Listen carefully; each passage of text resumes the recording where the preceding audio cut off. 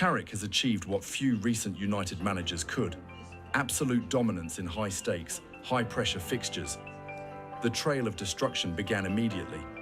In his very first game, he went into the Lions' den and walked out with a 2-0 win against Manchester City. It's a rip around O'Reilly. It's red! A result that sent shockwaves through the league.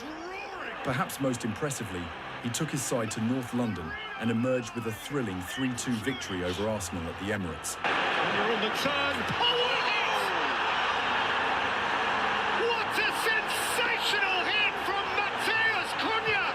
A game that proved United could outplay the most technical sides in their own backyard. But he didn't stop there.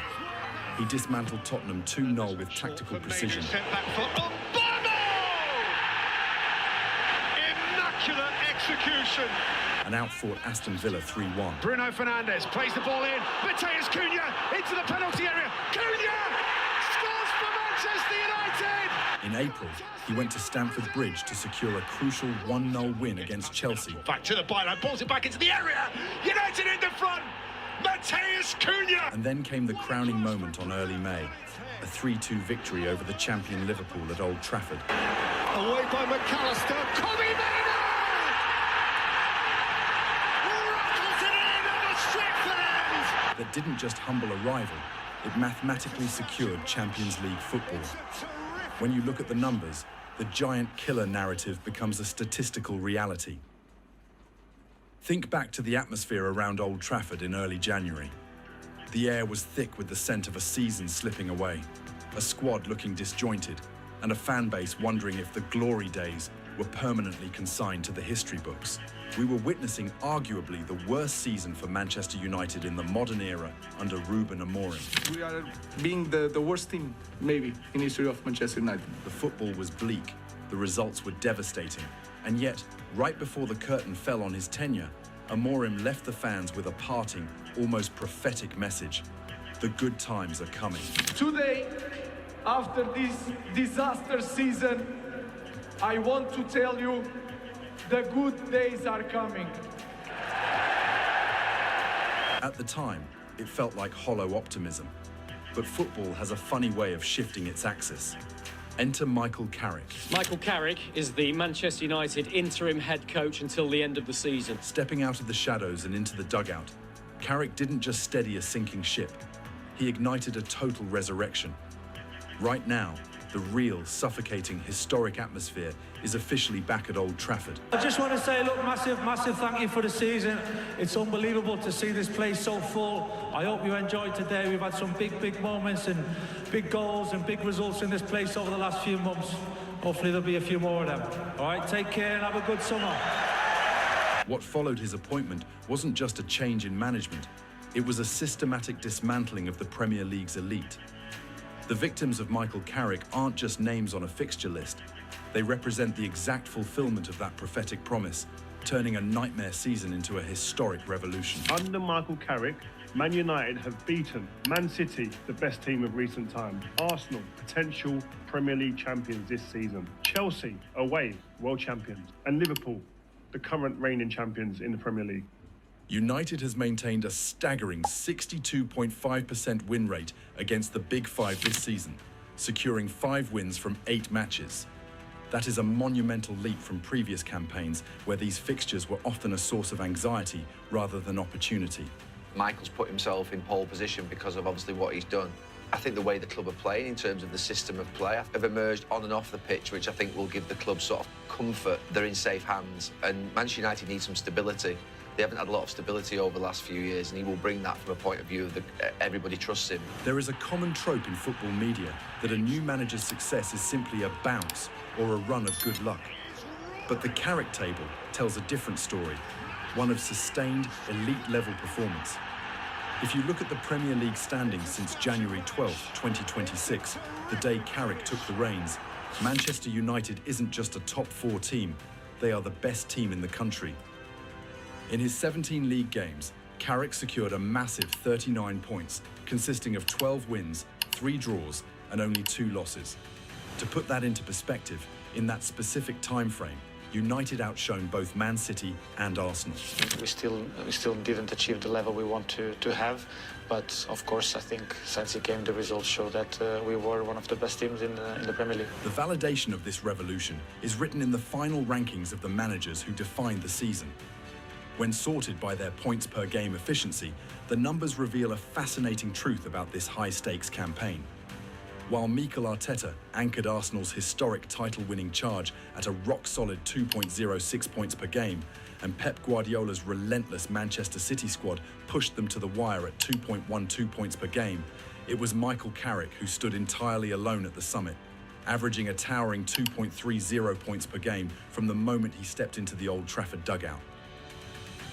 To truly understand the gravity of that number, consider the math. An average of 2.30 points per game is the physical equivalent of a blistering 87.4 points over a full 38-game campaign, solidly eclipsing the 85 points accumulated by the champions, Arsenal. Michael Carrick didn't just deliver a standard tactical recovery. He had Manchester United operating at a season-long velocity that actually outstripped the exact pace of the newly crowned title winners. It leaves no doubt that while the trophy went to North London, the most dangerous footballing machine in the country was engineered at Old Trafford.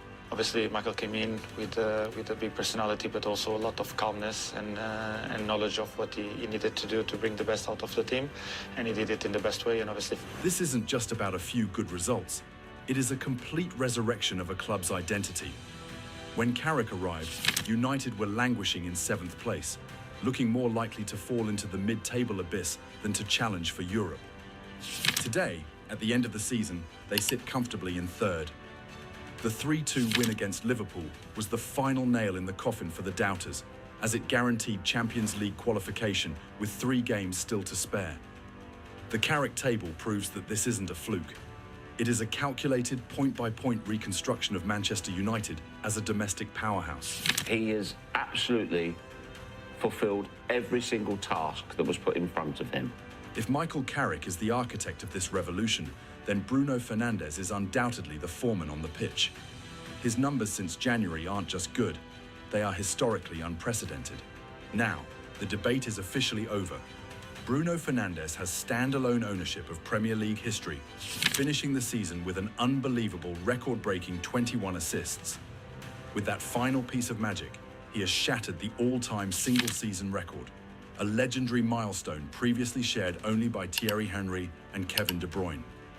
He didn't just match the giants of English football, he surpassed them, securing his place at the absolute peak as the single most creative individual campaign the Premier League has ever witnessed. It was an effort so undeniable that it earned him the ultimate validation, officially being named the Premier League Player of the Season. The Carrick effect on Bruno has been transformative. Of course, I think his impact has been immense for us for a period of time since the first time I was here. After what many considered a slow start to the season, Fernandes has produced 21 assists in his last 27 matches. This surge aligns perfectly with Carrick's arrival and the tactical adjustments made to accommodate his vision. Carrick moved Bruno back to his natural habitat as a pure number 10. Since January 31st, Bruno has the most combined goals and assists in the Premier League, with 15. By giving him a fixed point of reference and the total freedom to roam, Carrick has truly liberated the captain. Under this guidance, Bruno Fernandes has created over 130 chances this season, the highest ever recorded by a Manchester United player in the Opta era. But this isn't just about volume, it's about a historical level of efficiency. Bruno isn't just leading the pack, he is completely dominating every single creative metric of a season. He currently ranks first in the entire Premier League for chances created, first for big chances created, first for expected assists, and first for through balls attempted. It is a clean sweep of playmaking metrics that proves he isn't just accumulating stats. He is surgically carving open opposition lines at a volume never seen before. Bruno recently reached 200 goal involvements for United in just 314 games.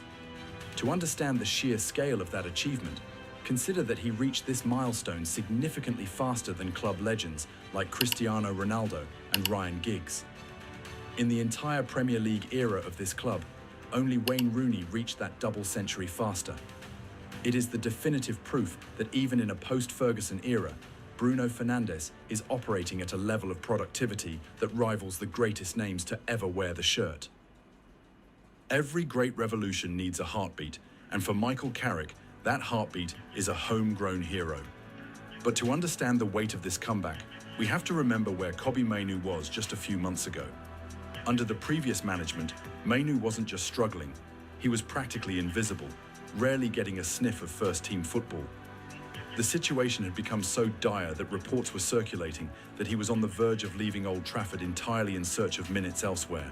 When you're not playing many games or any games, you consider all things, but at the forefront of my mind was always to play for Manchester United and continue to play for this club that I've grown up at. Then came Carrick.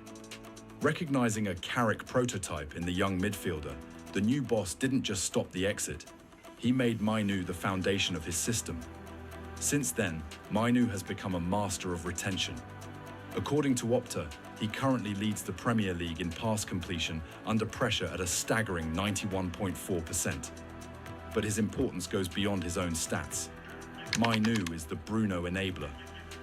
Without Mainoo's disciplined, deep-lying presence in the pivot, Bruno Fernandes wouldn't have the security to stay high and hunt for that record-breaking 20th assist. It was difficult, of course, anytime you're not playing football, but I just try to look forward as much as possible and keep working out, keep my head down, and get these things from it, I guess. Mainoo has transformed the United mid-block from a sieve into a shield, with his interceptions and ball recoveries increasing significantly since the managerial change. I thought that was the best Kobbie's played certainly since I've been back here, I think, to step up.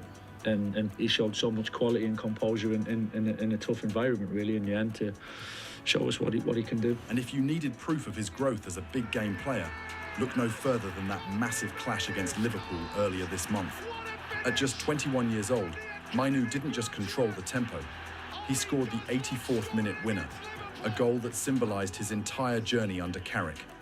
From the exit door to the heart of a revolution, calm, composed, and perfectly timed.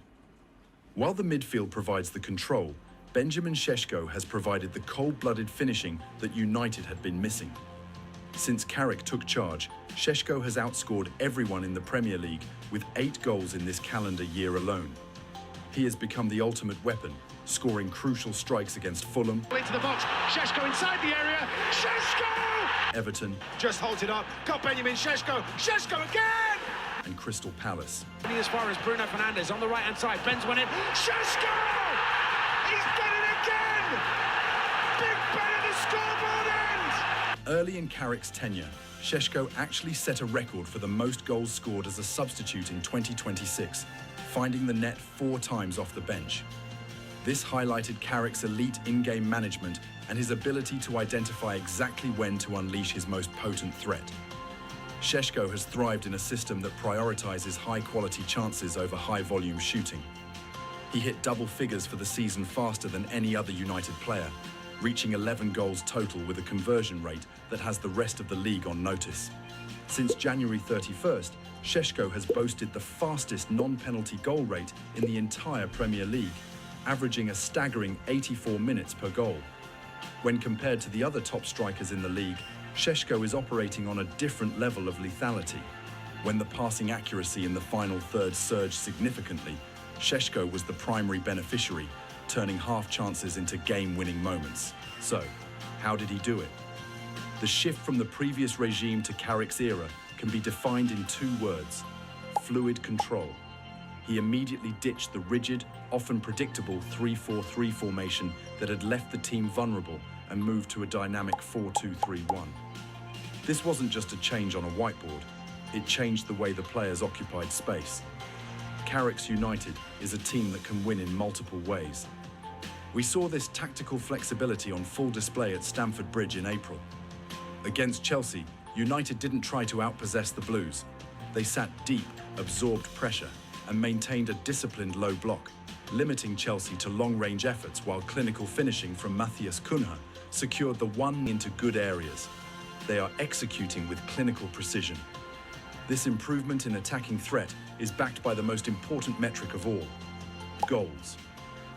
Since Carrick took charge, Manchester United is tied for first in the league for goals scored, netting 33 times. putting them over of the attacking heavyweights like Man City and Arsenal. Perhaps even more importantly, the defensive fragility has vanished. Under the previous setup, United were conceding an average of 2.2 big chances per game. Under Carrick, that number has plummeted to 1.3. By tightening the bolts at the back and encouraging fluidity at the front, Carrick has created a balanced machine that finally looks like it belongs at the top of the table. As we look at the landscape of the Premier League today, the transformation of Manchester United feels like a fever dream.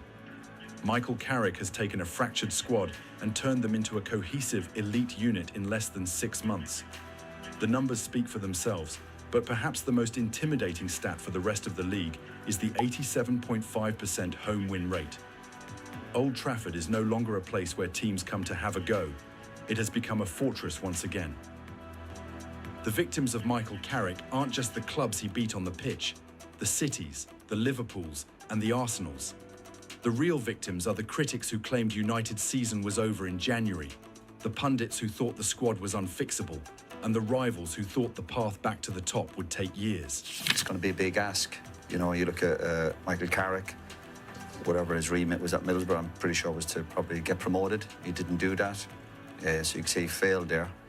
But it doesn't mean to say he's a bad manager. Obviously, that was a difficult job. But to get the opportunity, it was great for him. But I look at the staff he's brought in. We sit here every week talking about Man United being the best of the best, and at this moment in time, I don't see that, even with the appointment and the staff. But doesn't mean to say they can't get results. But as the celebrations at Old Trafford continue, one haunting question lingers over the entire league. What if Michael Carrick had started the season as Manchester United manager? In just a few months, Carrick hasn't just saved a season, he has launched a revolution. If this is what he can do in half a season, the rest of the league should be very, very worried about what comes next. And if this is just the beginning, next season promises to be even brighter.